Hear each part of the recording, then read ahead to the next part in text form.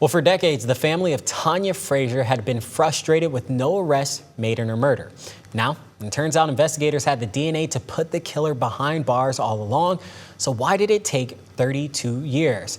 Andy Judson with our Seattle sister station dug in to find a surprising answer. When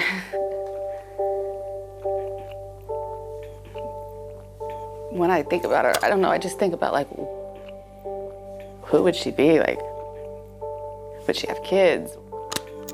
What would she have done? What impact would she have like made on the world? 32 years ago, Tanya Frazier lost her sister to a killer.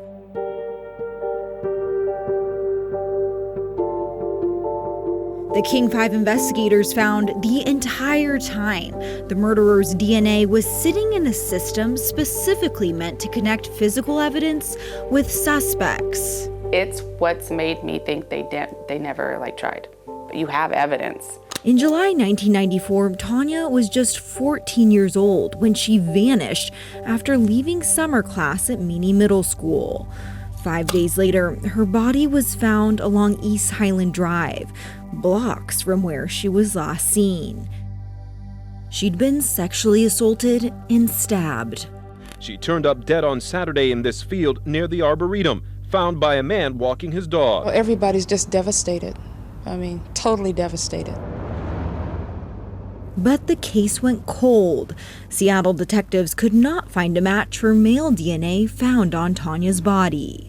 We had somebody who we thought it might be him, said, hey, why don't you give us your DNA sample? And he agreed, and it wasn't him. He's retired now, but as a homicide detective, Hoyt Steiger says Tanya's case always stuck with him. I've had to sit and talk to families whose loved ones were murdered, and they're devastated, and they're more devastated by not knowing who did it. It makes it hard to trust people because, like, who was this person, and did we trust them, and like they did this? To Tira, not having answers never made sense. From day one, there was DNA. Like you have skin under your nails, like you have semen. That seems like more than enough to be able to identify somebody. The Frazier family was so frustrated they hired a private investigator, Rose Winquist. There's Tanya's box. It's been a long, long journey with this family, and for many years, they've just been in the dark. A breakthrough in a 30-year-old Seattle murder case. Then, 5 months ago, the call finally came. There'd been a match and an arrest. I stood there, and then I started bawling. And then I was like, I don't even know, like I'm not sad, but I'm definitely not happy. And it was just like so emotional. I looked at his pictures for a long time because it was just so like, this is the person.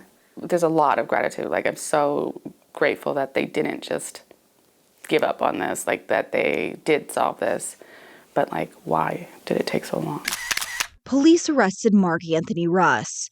His bail, $1 billion, because he'd been in trouble with the law before. He'd spent 25 years in prison for 4 felony convictions, one of those for attempted rape.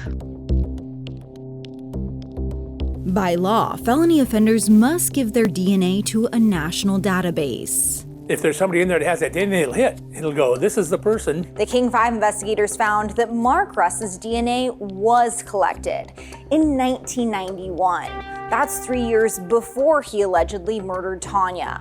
So why weren't investigators able to connect the dots? The suspect wasn't a suspect until 31 years later. The Washington State Crime Lab says they tried for years. 9 different times we had requests for new testing. 9 different times we responded to that request. 9 different times we made different submissions, and the last one worked. Why the last one? Like, what was different? So we were able to separate the male DNA from the female DNA. That was key. Before that last try, the technology needed to separate Tanya's DNA from the perpetrators didn't exist. The lab couldn't pull out the male's unique DNA until now. But when we can zero in on just that and test just that and run just that through this thing, it doesn't confuse the system, it clarifies the system. People close to Tanya's case are worried. If it took decades to identify Mark Russ in her case, were others missed? I would be like very surprised if he had not done this other times. Like very surprised. Loving memory of. What if he potentially raped other women? And what if their rape kits got entered into the system, but because of the statute of limitations, what if their DNA, what if that rape kit is gone? For years, there was a massive backlog of untested rape kits in the state of Washington. I'm sure there are cases out there, and there are perpetrators out there that benefited from that system, that situation. But now, with new technology, the State Patrol has a message for violent criminals. There may be somebody out there who did something bad 20 years ago, 30 years ago, 40 years ago. We're going to knock on your door someday. Be afraid. The trial date in this case is set for May 21st. Mark Anthony Russ has pled not guilty. Andy Judson, King 5 News.